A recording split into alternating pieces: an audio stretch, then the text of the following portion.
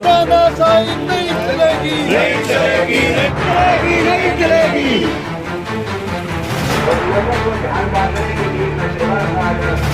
गुंडागर्दी नहीं चलेगी, नहीं चलेगी। दोस्तों, लघु सचिवालय हिसार के सामने किसानों ने मुख्यमंत्री हरियाणा का पुतला फूंका है कि जिस प्रकार से ग्रामीण जो छोटी सरकार होती पंचायतों की, उनके साथ जो बर्बरता से लाठीचार्ज सरकार ने कल चंडीगढ़ में किया है, उसके खिलाफ में अलग अलग जगह पे किसान विरोध प्रदर्शन कर रहे हैं। इससे पहले किसान सभा ने फूंका था। अभी पगड़ी समाल जट्टा के किसान हमारे साथ हैं। संदीप, लगातार जो पूर्व कर्मचारी हैं वो पेंशन मांगने गए, उनके ऊपर लाठीचार्ज किया गया। खेल मंत्री संदीप सिंह, जिस पर रेप के आरोप है, उसको गिरफ्तारी के लिए लोग गए, उन पर लाठीचार्ज किया गया। अभी जो सरपंच है, जो लोकतंत्र में छोटी सरकार जिसको बोलते हैं, ग्रामीण सरकार बोलते हैं, उन पर लाठीचार्ज किया गया। तो लोकतंत्र में ये सरकार बातचीत का रास्ता क्यों नहीं निकाल रही?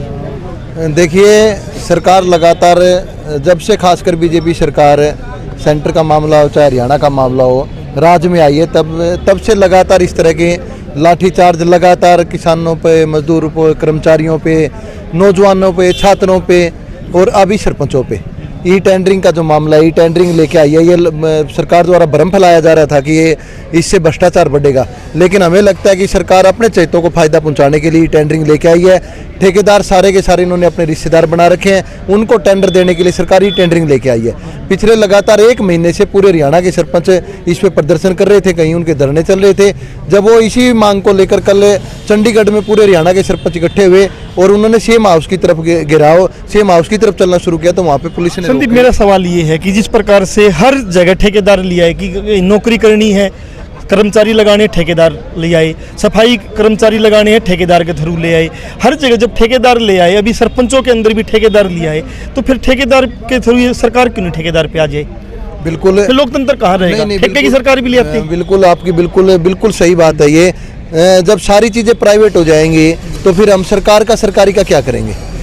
जब आप ये बताओ कि जब स्कूल नहीं होंगे सरकारी, तो फिर शिक्षा मंत्री का मारेगा क्या? हम शिक्षा मंत्री का क्यों खर्चा वहन करें? फिर जब रेलगाड़ी नहीं होंगी सरकारी, तो फिर रेल मंत्री का क्या काम? जहाज अगर सरकारी नहीं होंगे तो जहाज मंत्री का क्या काम?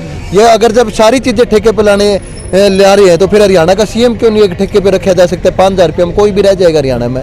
यह सरकार बिल्कुल चोरों की सरकार है। ये लगातार इस तरह की तानाशाही कार्रवाई कर रही है। मेरे हिसाब से मुझे लगता है कि जिस तरह से लगातार लाठीचार्ज हो रहे हैं, इन सरकारों को जाना पड़ेगा।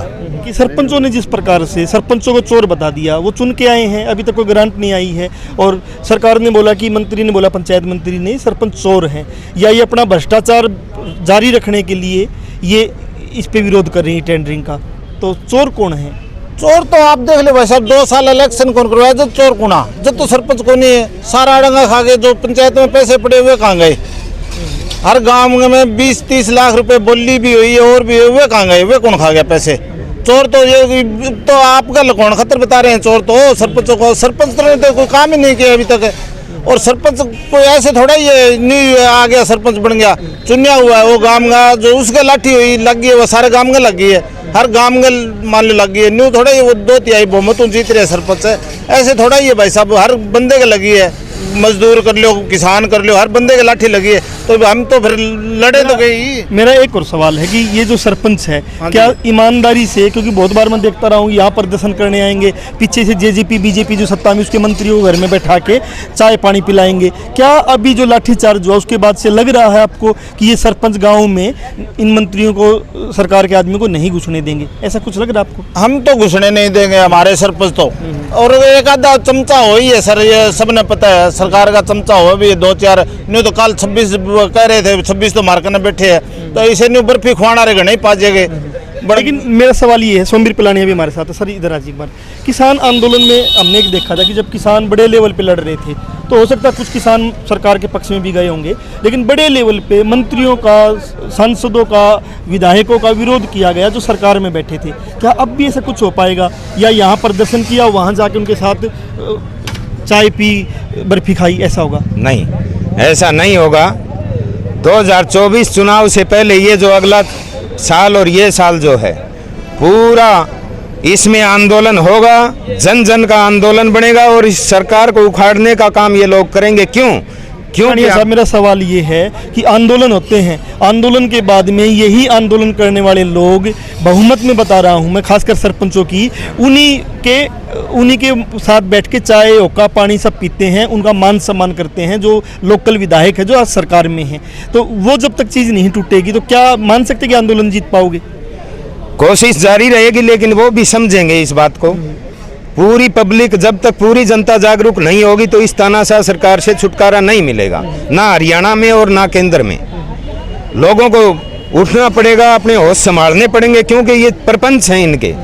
आप देख लीजिए सभी घटनाएं, जैसे चुने हुए प्रतिनिधि हैं हरियाणा के, पूरे हरियाणा के सरपंच, वो 2/3 बहुमत से बन के आए हैं वो लोग। उन जनप्रतिनिधियों को चंडीगढ़ में जाने की अनुमति नहीं है। तो ये अघोषित इमरजेंसी जो ये लगा रहे हैं और जो तानाशाही कर रहे हैं, इसको ये लोग ग्रामीण, और जो आप गाँव की बात कर रहे हो कि इन लोगों का विरोध होगा, विरोध इनका होगा, लेकिन धीरे धीरे करके इनका विरोध होगा, क्योंकि धीरे धीरे लोग अपनी निंद्रा तोड़ेंगे, क्योंकि अभी तक उनको ये पता नहीं है कि इनकी जो पॉलिसी है, इनकी जो कारनामे हैं वो असल में हैं क्या।